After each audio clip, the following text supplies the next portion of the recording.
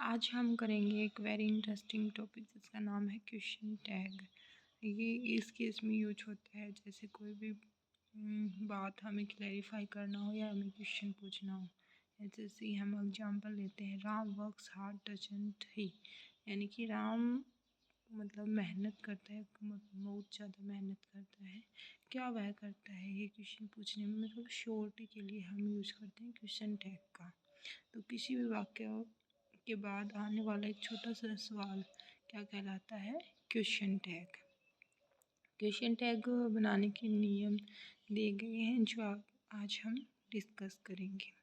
वाक्य हम question tag एक ही सेंटेंस में होंगे और पॉजिटिव अगर वाक्य है तो जो क्वेश्चन टैग होगा वो क्या होगा? नेगेटिव होगा। अगर वाक्य है वो नेगेटिव है तो क्वेश्चन टैग क्या होगा? पॉजिटिव होगा।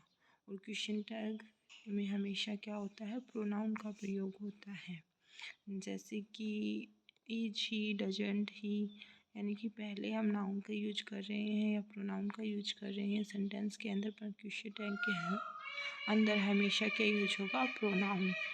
और नेगेटिव क्वेश्चन टैग में हेल्पिंग वर्ब एम नोट के कॉन्स्ट्रक्टेड, यानी कि उसको मिला के लिखेंगे हम। नोट के ओ वाला पार्ट होगा ना वो नहीं लिखेंगे, एक एपोस्ट्रोफ के साथ में हम टी लिखेंगे।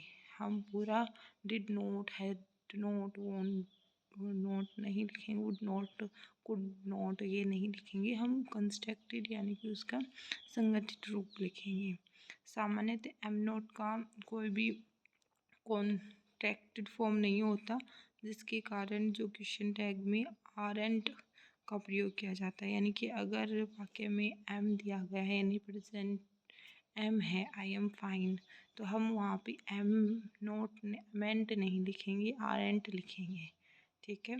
नेक्स्ट है everyone, everybody, no one, none, each, every इत्यादि फॉर्म से सिंगुलर हैं, तो ये क्या होंगे? इसके साथ सिंगुलर वर्ब, सिंगुलर प्रोनाउन इत्यादि का प्रयोग होता है।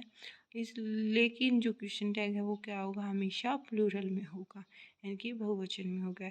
Everybody, everyone, no one, none, each, every, ये क्या है? सारे के सारे प्लूरल मतलब सिंगुलर में यूज किए जाते हैं। सिंगुलर वर्ब का यूज किया जाता है, सिंगुलर प्रोनाउन का यूज किया जाता है इनके साथ में। परंतु क्वेश्चन टैग में हमेशा क्या माने जाएंगे? ये प्लूरल माने जाएंगे और उनके साथ प्लूरल ही क्वेश्चन टैग का यूज किया जाएगा। समथिंग, नथिंग, एनीथिंग जैसे जो अनकाउंटेबल और नॉन लिविंग नाउन्स हैं का अगर हम सब्जेक्ट के रूप में प्रयोग करते हैं तो क्वेश्चन टैग में हमेशा क्या होगा? सिंगुलर वर्ब प्रोनाउन का यूज किया जाएगा। For example, something is missing, तो isn't it, something is missing, isn't it, यानी कि यहाँ पे क्या सिंगुलर वो उसका क्वेश्चन टैग का यूज किया गया है और जो प्रोनाउन वो भी है सिंगुलर का यूज किया गया है।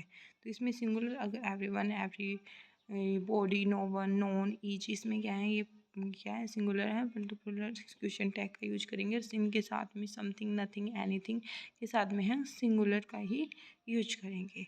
कलेक्टिव नाउन का प्रयोग सिंगुलर नाउन में होता है। अगर हम कलेक्टिव कोई भी नाउन है तो उसके सामने सिंगुलर फॉर्म में यूज करते हैं, परंतु क्वेश्चन टैग में सिंगुलर वर्ब एम सिंगुलर प्रोनाउन का ही यूज करेंगे। उसमें भी हम क्या करेंगे? सिंगुलर नाउन, ये सिंगुलर वर्ब या प्रोनाउन का यूज करेंगे। अगर कोलेक्टिव नाउन में कोई मतभेद हो यानी कि कंट्रोवर्सी हो उनके बीच में या प्रत्येक एवरी पर्सन की बात की गई हो तो हम प्लूरल वर्ब या प्लूरल प्रोनाउन का यूज करेंगे। अगर अगर कोई भी अगर कलेक्टिव नाउन है उसमें मतलब अलग अलग चीज़ों के लिए दिए गए हैं या उसमें अलग अलग व्यक्तियों को बात की गई है तो हम उसका यूज किस में करेंगे? प्लूरल की फॉर्म में करेंगे।